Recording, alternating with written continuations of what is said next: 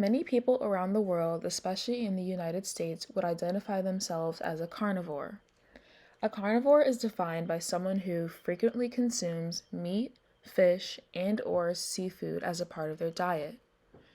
As stated by Nature Communications, global production and consumption of meat continues to surge as the demand is driven upward by population growth, individual economic gain, and urbanization.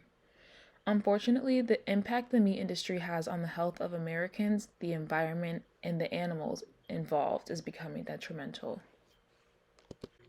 Before we get into the first part of the film, I want to look at one of my interviews. Here, the interviewee is answering the question of what she thinks about consuming meat. I think it is also important to add that she is a carnivore. I think that meat is like really healthy for you, and I think that it's like good for you to eat. On the other hand, I interviewed someone who was vegan, and they mentioned that they are aware of how meat can affect the body long term, and that when they would previously eat meat, it would upset their stomach. Let's see who's in the right here. The meat industry is taking a huge toll on Americans' health, with some of the number one causes of death in the US related to diseases caused by meat consumption. Many people may not know this, but a lot of the most popular meats, such as hot dogs, bologna, deli meats, bacon, and sausage, are processed, meaning that they are preserved by adding various chemical preservatives and dyes that are used to maintain bright colors. It was found that these processed meats lead to cancer. The consumption of meat also increases the risks of other serious health diseases. Some diseases that can be caused by meat consumption include chronic heart disease, heart attacks, heart failure, stroke, atrial fibrillation, cancer, and diabetes. These all have common factors, and that is that most of them are related to the heart. Animal products such as red meat, dairy, and eggs contain a specific type of fat called cholesterol. Cholesterol is a fat that is considered a low density lipoprotein, or LDL. In the body, cholesterol is located in the blood, and because it is an LDL, when it oxidizes, it accumulates in the blood vessel walls. When there are high cholesterol levels in one's diet, it builds up to form a lining of plaque in the blood vessels. This makes it difficult for blood to flow through the vessels properly, ultimately leading to many kinds of diseases. When there is blood restriction to the heart, it causes a heart attack. And similarly, when there is restriction of blood to the brain, it causes a stroke. In recent years, we have been seeing a dangerous increase in climate change, which is leading to global warming. When looking at the data, the production of meat, fish, and seafood is leading to an increase in global warming. The meat industry is beginning to have major effects on our environment, leading to pollution, deforestation, and drought, just to name a few. I want to start off by defining the word sustainability, as it is a key word that needs to be considered when thinking about meat processing. Sustainability is the ability to interact with the planet to maintain natural resources and avoid jeopardizing the ability for future generations to meet their needs. The agriculture that is required to raise farm animals is a very unsustainable process. When looking at meat production in the United States, there are hundreds and thousands of cows and chickens being raised solely for the purpose of consumption for humans. An increase in the demand for meat products is causing strain on the resources it requires. Specifically, there has been a 76% increase in the demand for meat products from 2005 to now. Let's take a look at cows and how they are raised. Cows are an animal that require to be fed large amounts of grass in order to grow and thrive properly. This demand for grass is problematic because it takes a lot of resources to maintain. The first being water.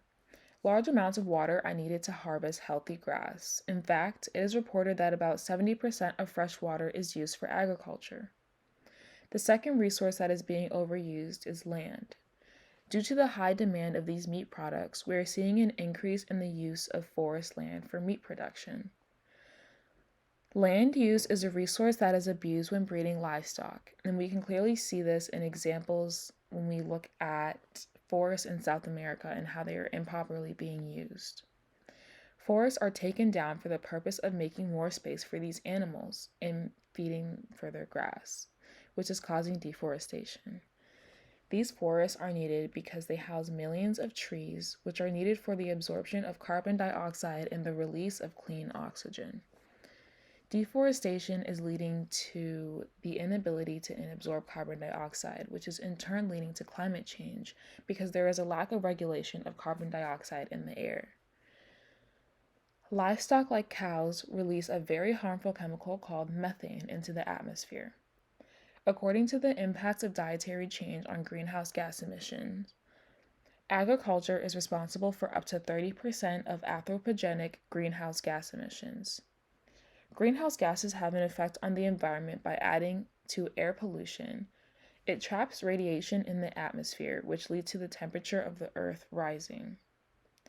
This implies that the reduction of meat production could potentially greatly decrease the amount of greenhouse gases released into the atmosphere, which reduces all of these harmful effects, making our carbon footprint smaller, therefore leading to more sustainability. Lastly, I want to talk about the morals of the meat industry. It is ethically wrong to slaughter animals for the sole use of human consumption. When considering ethics and the emotions that these animals have, it is very sad to see these animals living the way they do. The condition that these animals are raised in are terrible. If you have never seen the footage of the inside of a slaughterhouse, you will be very surprised. They are bred in these intensive farming units that treat them with harsh chemicals to encourage them to grow larger and at a faster rate. They are also disturbingly overcrowded in these farmhouses, having little to no fresh air, and are not able to perform normal activities to stay healthy, which causes a lot of distress for the animals. Due to the limited capacity, the waste that these animals are producing are left to sit in these compacted rooms with them, making the environment very unsanitary. This very easily exposes the animals to various diseases, including E. coli. These E. coli outbreaks are very dangerous because with exposure or ingestion, it can be quickly spread to humans. It is important to point out that the production of meat will never end. I am not asking all Americans to stop consuming meat altogether, but I think the focus needs to be on the reduction of consuming meat products. If we reduce meat consumptions, Americans would suffer less from the top diseases caused by meat. Once again, the meat industry also contributes to global warming by encouraging deforestation, wasting significant resources, and by raising livestock that release methane, creating pollution. So, one crucial way to decrease the amount of carbon dioxide released into the atmosphere is to focus on individual meat consumption and begin to reduce it as a whole. Lastly, eating less meat will make people feel better about what they eat. They will be supporting animal rights and encouraging ethics when it comes to the things we consume.